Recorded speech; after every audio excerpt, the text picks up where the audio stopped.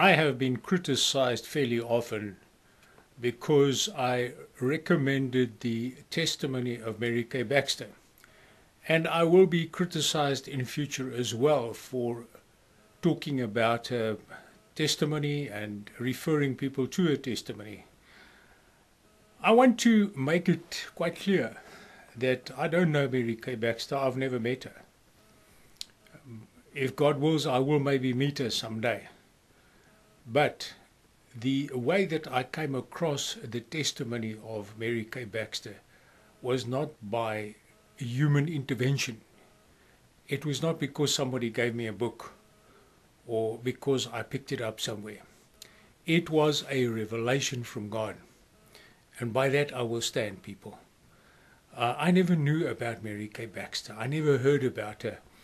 And quite honestly, I'm a bigot. If anybody would have given me the testimony of Mary Kay Baxter of heaven and hell, then I would not have taken it seriously.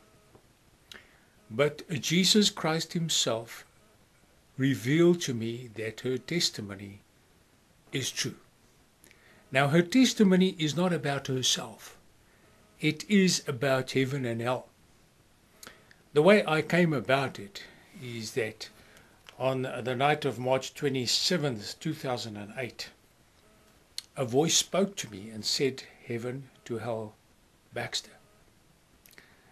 That prompted me to go onto Google the next morning.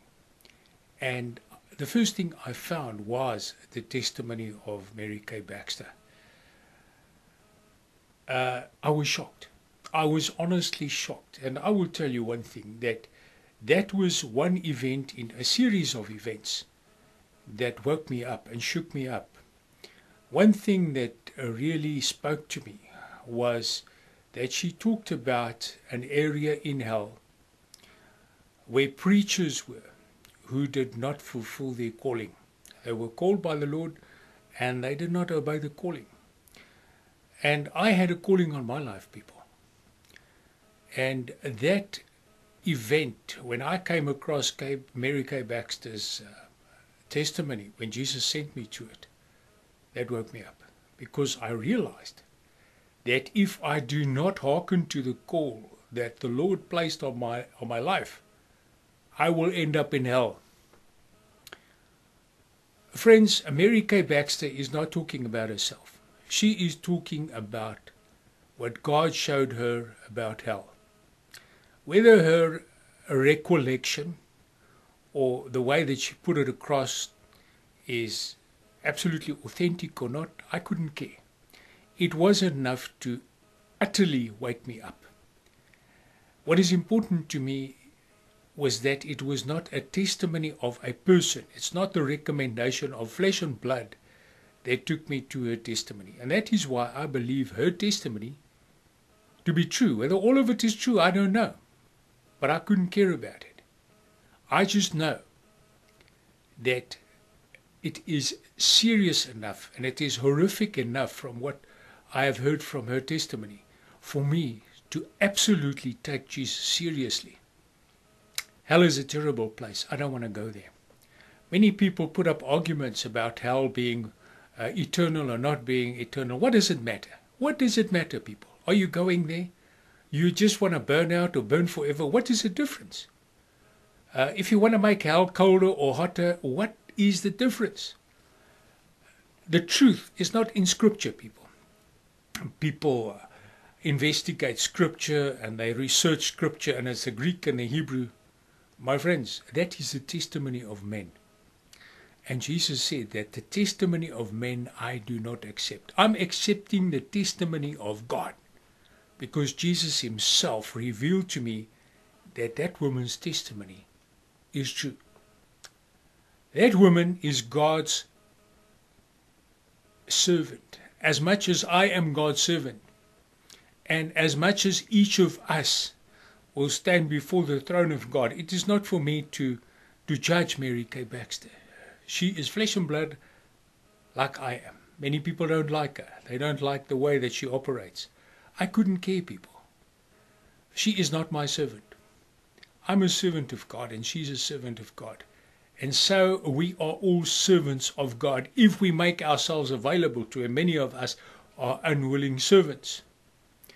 The truth is Jesus Christ. He is the way and the truth and the life. And people, I want to reiterate this. Jesus is the truth, not our interpretation of Scripture. Because our interpretation of Scripture is clouded by our insight. And also by various other things. When you tell people about an event that took place, then the story gets twisted between the conveyor and the hearer. So much more when it comes to Scripture. Therefore, if we want a clear picture, if we want the truth, we must go to Jesus Christ, my friends, and say, Lord, give me a fresh revelation of the truth myself.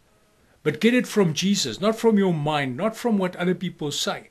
If you really want the truth, my friend, go on your knees before God and say, Lord, please reveal yourself to me. That person says this and that.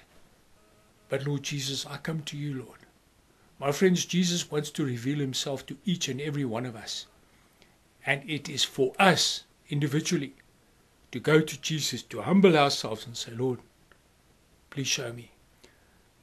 James wrote in James 1:5, he said, if any man needs wisdom, let him ask from God, who gives to all men freely and upbraideth not. Wisdom is not with other people. The truth is not with other people. The truth is with Christ, my friends. If you want to know the truth, go seek it from Jesus. So, my friend, do not accept the testimony of any person on face value. Do not even accept what you read.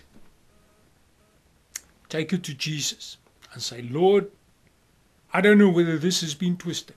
I don't know whether I've understood it properly. But please, Heavenly Father, open it to me. Show it to me. And God himself will reveal the truth to you, my friend. So as for us, in search of the truth, us who truly want to know the truth and want to make it into the kingdom of heaven, there's only one way, my friends, and that is Jesus Christ. He is the way, the truth, and the life. We've got to seek him and follow him and pray for our brothers and sisters. Don't judge them, so that we might, maybe, some of us, meet up in heaven, because very few will. Very few are really interested in the truth. I'm interested in the truth, my friends. I'm seeking Jesus every day, and I want to go into the kingdom of heaven. May Jesus bless you.